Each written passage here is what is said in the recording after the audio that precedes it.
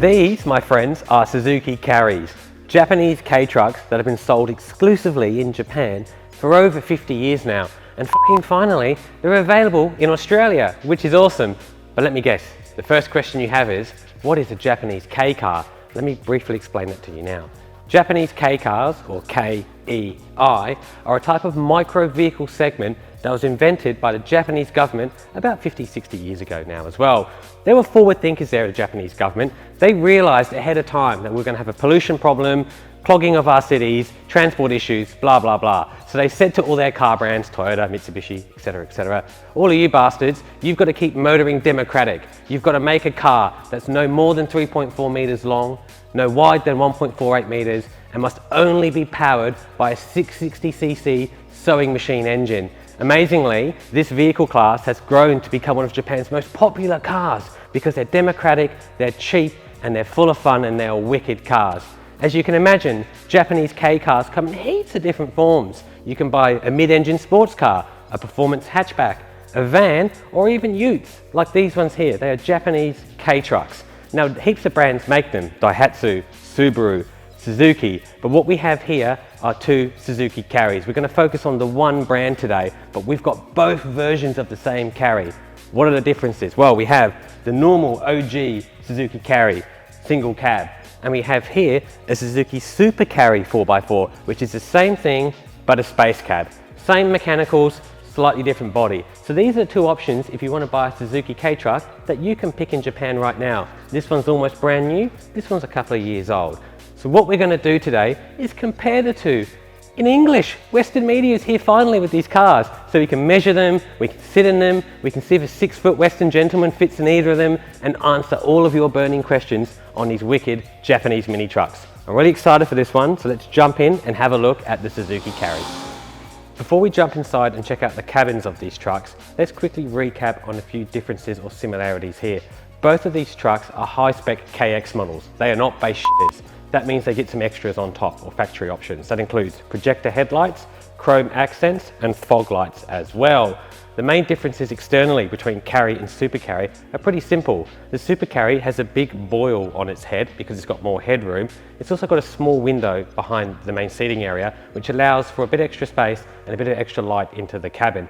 They are the main two differences between these cars, the boil on the head and the extra space in the cab. So now we know that, let's jump in the blue Carry and check it out. Now, I'm sure one of the burning questions you have is, will a 6-foot Western gentleman fit in a modern Japanese microcar? As you can see, I am taller than the cab itself. Let's find out. I'll jump in now. As you can see, there's a fair amount of room in here. I'm quite close to the steering wheel. The cabin is a bit narrow, but overall, I'm quite comfy. You get a great sense of space in here too. You've got glass everywhere, big window, glass behind you, tall window here, so it doesn't feel too claustrophobic. You can get two adults in here pretty easily. In terms of spec on this car too, we'll quickly recap on a few things. This is a high spec KX model, which means it's got a few optional extras compared to a regular base model Carry. Includes remote central locking, power windows, air conditioning, forward autonomous emergency braking, and 2 airbags as well.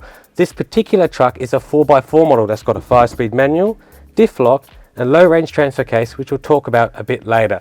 But overall, look, a 6-foot person can fit in here. There's good visibility, there's decent amenity, there's cup holders, 1, 2, 3 cup holders in here, some storage, a CD player, pretty much all you need to get to the job site. The biggest downfalls with the regular Carry are the fact that the headroom is a bit tight and there is no space behind you to put anything, which does also make it feel a bit claustrophobic.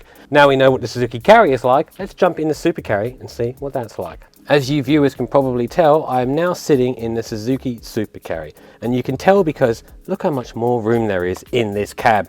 That boil on its head, what it does is it enables more headroom. As you can see, I've got heaps more headroom in this car, and it makes it feel less claustrophobic. Another benefit too is that you get this great overhead storage that you can store heaps of crap above your noggin. What else is there in this space cab? Space!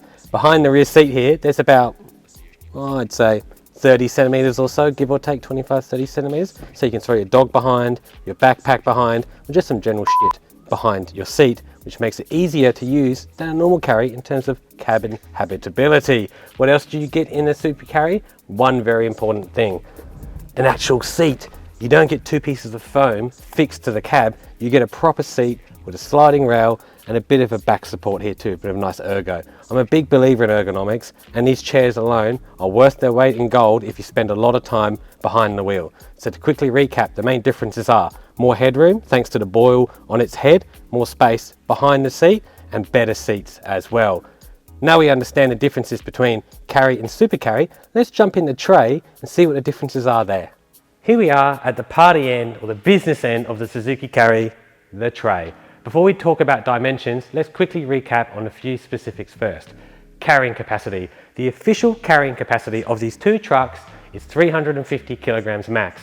I've put about 400 kilos in one and it was really pushing the friendship a bit. So 350 to 400 kilos is the max carrying capacity for either of these trucks. In terms of tow bars, there are none available locally, but heaps internationally. So in due time, we will have Australian tow bars available for these vehicles. Now, let's talk about dimensions. We'll start with the Carry. The tray measures up at 2.01 meters long by about 1.41 meters wide. Over on the Super Carry, it's about 1.48 meters long by the same 1.41 meters wide.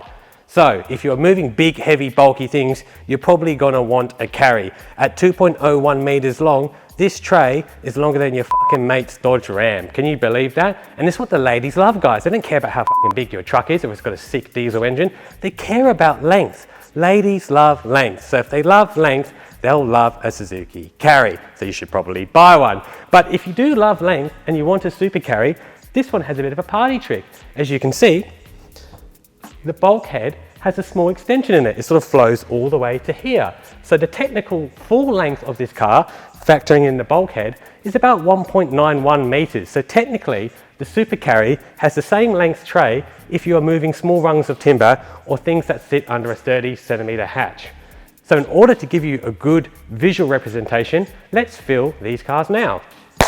And with the magic of production from my wonderful cameraman, Salvatore Aloisio, the Italian bandit, we have loaded up these cars, and you can see here, you can fit 5 15-inch wheels end to end in a normal Carry. In a Super Carry, you can only fit 3.5. 1, 2, 3, and the bulkhead sort of gets in the way. So there you go. In terms of overall length, you can see the Carry is much bigger than the Super Carry. But what if you're a dude who lays timber or uses conduit? Well, let me quickly show you something. I'm now going to become Mr. Engineered Hardwood Floor Laying Guy. This is actually timber from my house. And as you can see, if you're doing this sort of job, you can tuck it in under the bulkhead and fit a regular rung of timber. So look, if you're moving this sort of cargo, the Super Carry makes a lot of sense. If you're moving big, bulky items and you need the full length of the tray, the Carry is the one for you. Now we understand the tray sizes and the capacity, let's stick one on the hoist and have a look at that sewing machine 660cc engine. Before you do that, so what you're saying is these are more practical than a 79 series? Mate, who the fuck wants to buy a billy cart from 30 years ago for $100,000 fucking dollars? And you've got to wait 2 years to get one. Honestly, don't need that fucking shit. That's ridiculous. Stupid.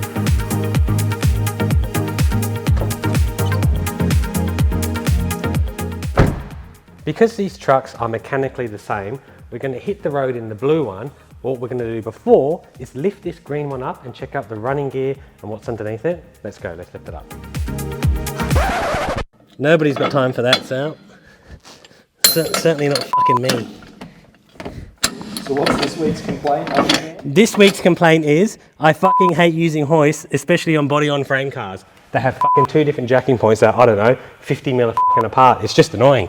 But why do I complain? Because I'm being a sook, and I can be a sook at times, so I'm allowed to be. It's my YouTube channel, listen to me fucking whinge. But you complained last week that the car was too low and you wanted forward drive to jack up. Yeah, that is so true. You're holding me accountable.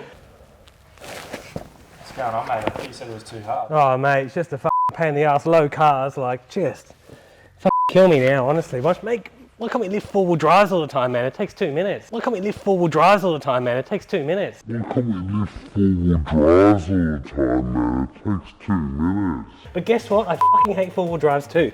Technically, this is not a 4-wheel drive, it's a ute, mate. So when we get the Prado in here, we'll discuss again about this topic. It's a four-wheel drive. It's got a transfer. Yeah, look. Caught out. Yeah, look. Yeah, look, mate. Look, the fucking door's over there, all right? Pull your pants up before. Yeah.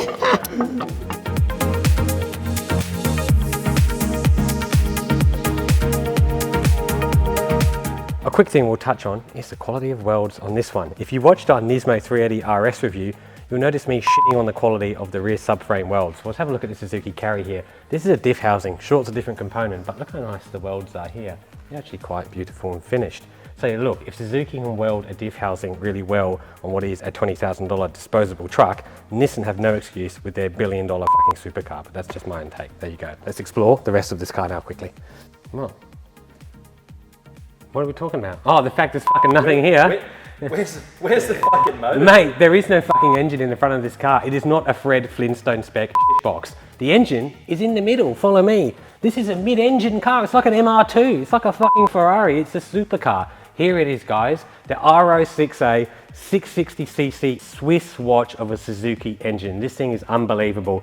It makes all of 37 kilowatts and about 59 newton meters of torque, but the overall truck weighs about 700 kilos, so the power figures, even though they are small, it works okay considering the weight of the vehicle. Now, as you can see, the engine is in the middle, mounted longitudinally on north-south. It is not transverse like a front-wheel drive car sending power this way, it's mounted like a rear-wheel drive car, the true way and the balanced way. You'll also notice too, it's rear-wheel drive, this one. And if you look a bit more forward over here, it's also got a front diff too. So the Suzuki Carry comes in multiple forms. It comes in a two-wheel drive form, which you shouldn't buy because it's useless, and a 4x4 form. So the two-wheel drive Carry, as you can imagine, is rear-wheel drive.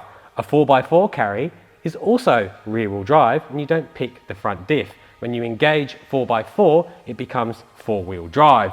Like a dual cab Ute 2, it is a 50-50 fixed system, so it's only usable in low grip scenarios or on the dirt, not in the road. I wouldn't put it on dry tarmac because it will bind up a bit. So it is mainly rear wheel drive, and then you can lock in the front wheels when you need to use it. Another thing about this car as a benefit is our even higher spec again. It's got a low range transfer case, which means you can split the gears and go rock crawling like Sal does in this stupid 4Runner. Another thing you'll notice too here is it's got a rear diff lock. One of my favorite secrets of this car is you put it in too high, press diff lock, and it becomes drift carry. You get an LSD across the back and you can get a bit of opposite lock. But I am joking. It does work like that, but I'm joking because its purpose is when you're in arduous situations or the car is unladen and maybe reversing up a hill and there's no weight over the back, you'll find it's going to turn one wheel in the wet. If you press that diff lock, it'll lock the rear axle and give you equal traction reversing up a hill. So the diff lock is really handy if you are driving around unladen. So there you go, guys. We've sort of seen underneath the Suzuki Carry. It's pretty much very simple. We've got leaf springs at the back, McPherson struts on the front, body on frame construction, got a chassis here. It's very, very simple, this thing. So yeah, rear wheel drive, it does skids, 660cc engine, longitudinal, sort of all the things you need to know. So now what we're going to do is lower it on the hoist and take it out on the road and see what we think of the drive. And it's got good welds. And it's got good welds. Even over this bit here, even though I said it's a different component to the Nismo 380 RS, Suzuki take pride in their construction, and I like that.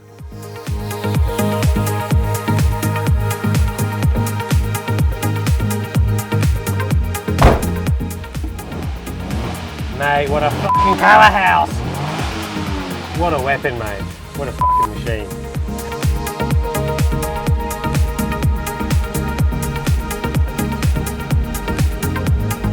Here we go, guys, we're in the Suzuki Carry. We're currently driving it unladen. There is nothing in the back and it's set to two-wheel drive. So yeah, this is pretty much how you'll be driving this Ute if you're cruising around with nothing in the back. We will do a laden load test later on, but today we're just going to focus on unladen road driving. So here we are on our control road that's very bumpy. As you can see, even unladen, it sort of rides pretty nicely. It sort of soaks up the bumps, it's not too soft, it's not a bit skippy and funny because it's unladen, it's actually pretty good. One thing you definitely do notice though, it's very noisy in this cabin. You could do with a bit of NVH improvement, some sound deadening would make a lot of difference, but again, commercial vehicle, lots of hard areas, lots of reverberation and noise, probably the biggest downfall. What else is there? Well, the clutch is nice and easy in this car. It's a 5-speed manual, this one. It's geared really short too. I'm in 5th gear at 50 k's an hour, that's top gear. So yeah, it's geared really short, which means it's really easy to clutch. You don't need much accelerator to get going. And it's sort of a good car to learn how to drive on. The steering wheel, it's kind of interesting. It's like a van, I guess. It's sort of, the attack angle is in your lap. You attack it downward. It's not a corner car or a performance car where you're laying down and the steering wheel's in front of you. It's sort of like you're on the wheel, which is not a bad thing because it's nice and ergonomic and it makes it sort of fun to drive. It reminds me of driving a van. I love driving vans. I love driving anything, forklifts, commercial things. I just love all vehicles, and there's something nice and endearing about the ergonomic nature of a commercial vehicle. Because they are designed for maximum comfort and cruising around, the ergonomics are all a bit different and it's just kind of fun to a passenger car. So there you go. I sort of like the ergo in this car. How's the performance? So I'm in 5th gear going up a hill and I'm flat and sort of holding it at 50. It's not a powerhouse to be honest, but it is light. And the engine does rev and it's quite enjoyable to rev, makes a good noise. And we'll show you that here. We'll turn left at this road and we can give it a bit of a poke down the hill. 1st gear, give it a bit of a launch. Let's see how she goes. There's a limiter. 1st gear's really short. We're at 50 k's. There's 60. We're in 3rd. It's still going. Grab 4th. There's 80 k's. So it's not too slow. It's not the fastest car in the world. Don't get me wrong, but it's not an entire nugget. It is slightly nuggety, like the i20N. Little bit nuggety, but sort of livable. There you go. That sort of explains this car. But the road quality is actually pretty good at high speed too. I'm doing about 80 k's an hour, unladen as I mentioned. It's not bouncing around, it's not bobbing around, it's quite comfortable, it's following the road nicely. Yeah, it's actually pretty surprising to drive at higher speeds. It has more high speed stability than you'd first think. So if you are looking at driving this car at 80 zones, 90 zones a bit, maybe using it on the freeway, you can probably get away with it, to be honest. It is a little bit blowy, like a Jimny, but then all sorts of cars like this are. So there you go, relatively good high speed stability, fair powertrain, steering that's sort of good to use, but one of my favourite things about this steering, actually, I'll show you down here, is it's got an amazing turning circle, this car. You can literally do a U-turn like on a single lane, which I'll sort of show you maybe now. We'll go into 3rd, we'll take this corner here, which have old mate who just wants to cut in front of me, because he's in the 70 series and he's a fuckwit. And let's go back this way. Now, I'll quickly pull up here and I'll do a loop around and I'll show you how good the turning circle is. This is a double lane road we're allowed to do a U-turn on legally. So I'll quickly pull up. It's a very narrow road, this too. I'll maybe use a little bit of the left too. I'll show you. Go full lock. See how it goes, eh? It almost turns diagonally. Look at that. We're going to make it. Oh, look at that. Unbelievable. How good is that turning circle? Very, very handy. If you live in the inner city and you're driving this thing at, like, you know, in and around Bondi and places and you're a tradie, this thing would be fucking awesome for that. You'd be able to tuck it in the small gaps, maneuver it into little areas, and it just sort of makes sense for inner city areas. Jesus. Who knew that buying a truck from Japan where it's small would make sense in Australia where it's small? That's some fucking groundbreaking science there, mate. It's real clever stuff there. But no, look, rest of the car is good. Visibility, great. As I mentioned, body control, good. It's a pretty honest and endearing car, this. And I've got to say, it's actually quite fun to drive. I love the nature of the cabin. I like the way the engine sounds. I think it sounds quite cool. I love the manual transmission. It's really direct and honest, so you know what's going on. And yeah, it's a really fun car to drive. As you can see, I'm smiling because it's that sort of car, right? It's not a super fast car. It's not a ridiculous powerhouse, but it's just fun to drive. It's got character. The controls are well weighted and direct. You feel like you're doing something when you're driving it, and you feel like you're really sort of up it and enjoying it and concentrating. And it's more important in a really disposable, high, fast society of an iPhone where everything's served to you directly. It's sort of nice just to take it easy, row some gears, watch people smile at you as you drive past, and enjoy the Suzuki Carry. So yeah, as a road car, it's pretty bloody good, this, and I reckon you can get away with it with high speed as well. So there you go. What we're going to do now is we're going to go back to the shop and we'll recap on exactly what we think about the Suzuki Carry.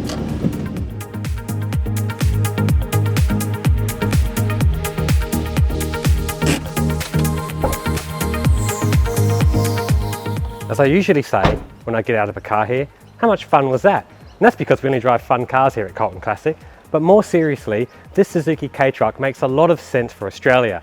You can carry a bunch of things around with it. It's compact, it's light, it's late model, and to be fair, it makes a lot of sense in 2023 in this country. What we don't like, they do get blown around a bit unladen, and the cabin is a bit noisy too. But to be fair, we're really looking forward to doing some far more grueling testing on these cars in the coming weeks. And we even have a Hijet coming, a Daihatsu product, to compare with this one too. So stay tuned as we bring you more K-Truck madness as the months go on. Thanks for watching, guys.